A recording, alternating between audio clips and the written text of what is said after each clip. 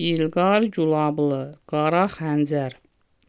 Qara xəncər burjuanın ən böyük silahı, sosializmin isə kabusudur. Əksəriyyəti Rus millətindən ibarət olan 60-dan çox KGB agenti ölməsəydi, indi bütün dünya sosializmi yaşayırdı. Nə qədər ki qara xəncər var, nəinki bütün dünyada sosializm inqilabı olmayacaq, hətta SSR özü də dağılacaq. KGB də onun başına külli miqdarda pul və mükafat təklif edib. Bundan əlavə onu tapıb öldürənə ən yaxşı vəzifələr də təklif edilir. Bu işi də mənim qızım Şahnaz görəcək. Ceyhun Şahnazın yanına gəlib dedi: Şahnaz, sənə söz verirəm. Bir də sənə pis gözlə baxmayacam. İcazə ver, sənə kömək edim. Şahnaz ayağa durub onun boynuna sarılıb qucaqladı və üzündən öpüb dedi: Ceyhun, bayaq dediyim sözləri unut. Məni bağışla, səndən üzr istəyirəm. Sən mənim böyük qardaşımsan. Bundan sonra sadəcə bacı qardaş kimi olaq. Madəm ki sən belə istəyirsən, yaxşı. Ailədə qanqaraçılıq və hüzün bitdi. Onlar yenidən deyib gülməyə və mehriban olmağa başladılar. Ağa Həsən Şahnazdan soruşdu: Bəs Firudun söhbəti necə olacaq? Mən Firudunu evə sizinlə tanış etməyə gətirəcəm. Ondan xoşunuz gəlsə, imtahan edərək KGB-yə işə götürərsiniz. Onu da oxutdurarıq. Bizim kimi KGB əməkdaşı olar. Xoşunuz gəlməsə də bir şey fikirləşib taparıq. Ağa Həsən qızının təklifini qəbul etdi. Şahnaz gəlib atasını qucaqlayıb üzündən öpdü. Səhəri Şahnaz Firudunla görüşmək üçün evdən çıxdı. Çöldə uşaqlar yenə futbol oynayırdılar. Əyninə Neftçi futbol komandasının formasını geyinmiş Əhməd Şahnazı görən kimi yanına gəlib soruşdu: Salam Şahnaz bacı, sizə gələn o qoca kişi kimdir? Salam Əhməd, o mənim atamdır. Atan? Mən elə bildim babandır. Şahnaz gülə-gülə onun başını sığalladı. Daha sonra Şahnaz yoluna davam etdi. O Firudunla həmişə görüşdüyü kafeyə gəldi. Oradan zəng vuraraq Firudunu gözlədiyini dedi. Firudun işdən icazə alaraq onun yanına gəldi. Onlar əl tutuşub görüşdülər. Sonra qarşılıqlı oturub söhbətə başladılar. Firudun: Şahnaz, təklifim nə oldu? Cavabını gözləyirəm. Cavabım sənsən, səni seçirəm. Firudun sevincindən az qaldı göylərə uçsun. O yerindən tez durub Şahnazı qucaqladı. Şahnaz isə dedi: Yavaş, ətrafda insanlar baxırlar, ayıbdır. Sonra o da gülə-gülə Firudunu qucaqladı. Firudun dedi: Məni seçdiyin üçün peşman olmayacaqsan.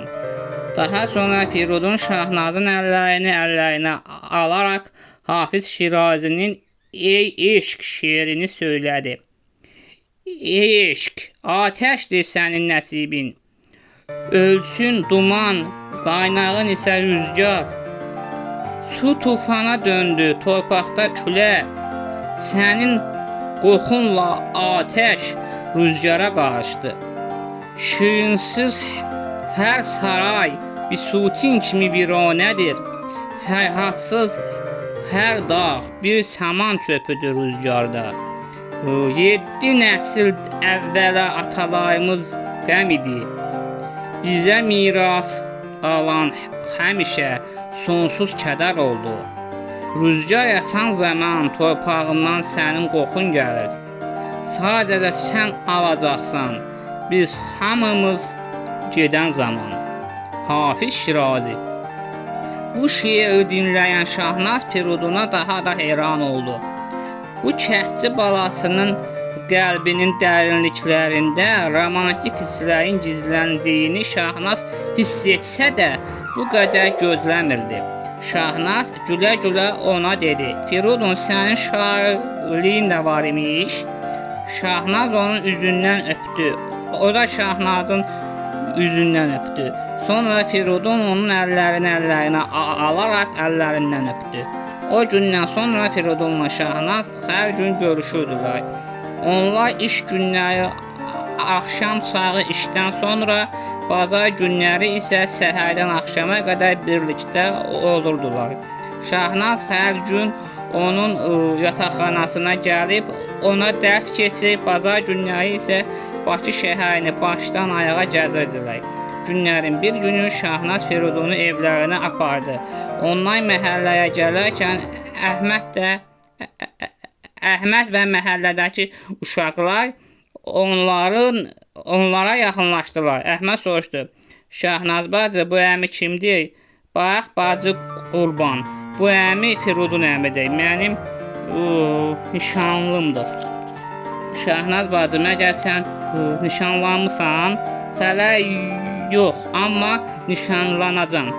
Sonra uşaqların hamısı gəlib onlarla bir-bir salamlaşdılar. Onlardan kimisi Şahnaz xala, kimisi bibi, kimisi də sadəcə Şahnaz bacı deyə müraciət edirdi.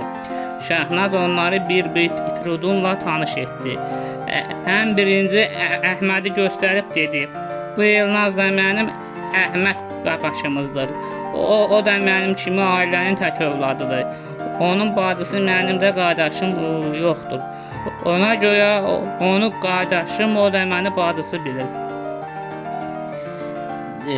Digər uşaqların hamısı da yenə mənim kiçik bacı və qardaşlarımdır. Firidun onların hamısı ilə tək-tək görüşdü. Sonra Şahnazla birlikdə binaya daxil oldu. Onların binalarına lift olmadığından onlar 9-cu mərtəbəyə qədər pilləkənlərlə qalxdılar. Nəhayət gəlib evlərinə çatdılar. Şahnaz qapının zəngini bastı. Elnaz qapını açdı. Şahnaza və Firiduna salam verdi. Firidun onun salamını alıb içəri keçdi. Onlar ayaqqabılarını soyunub salona girdilər. Salonda Ağa Həsən, Ağa Hüseyn, Sona və Anna oturmuşdular. Ceyhun isə işdə idi. Firidun Ağa Həsən və Ağa Hüseynlə əl tutuşub görüşdü. Anna və Sonaya isə uzaqdan salam verdi. Sona keçib masasının qarşısındakı stulda oturmuşdu.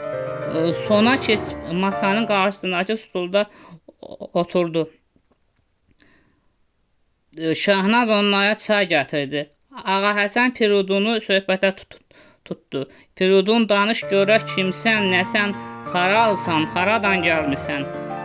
"Mən Firidun Əzimi Hicri Şəmsi təqvimi ilə 1323-cü ildə İranın Ərdəbil mahalında kasıb bir kənddə dünyaya gəlmişəm." 1323? Bəli, bizim təqvimdə sizin təqvimlə 1945-ci ildə 24 yaşım var. Təhsilimi də doğulduğum kənddə almışam. İsfahan şəhərində hərbi xidmətdə olmuşam. Hərbidən sonra sizin şurəvi məmləkətinizə gəlmişəm. Əvvəllər institutda qapıcı işləyirdim. İndi isə zavodda fəhləyəm. İnstituta hazırlaşıram. Afərin, deməli oxumaq istəyirsən. Oxuyan insanları çox sevirəm. Nə oxumaq istəyirsən? Əvvəllər müəllim olub kəndimizdə gedib orada işləmək istəyirdim. Amma indi harada yaşayacağıma Şahnazla məsləhətləşib qərar verəcəm. Onlar bir qədər söhbət etdilər. Sonra Firidun onlarla xudahafizləşib getdi. Şahnaz da onu ötürmək üçün çölə çıxdı. Sonra sağollaşdılar. Firidun getdi. Əhməd yaxınlaşıb Şahnazdan soruşdu: "Şahnaz bacı, deyirdilər, yoldaş Əli Soylu bu yay vəzifəyə təyin olacaq. Bəs nə oldu?" Şahnaz əlləri ilə Əhmədin totuq-motuq yanaqlarından tutub sıxdı və marçıltı ilə onun üzündən öpdü.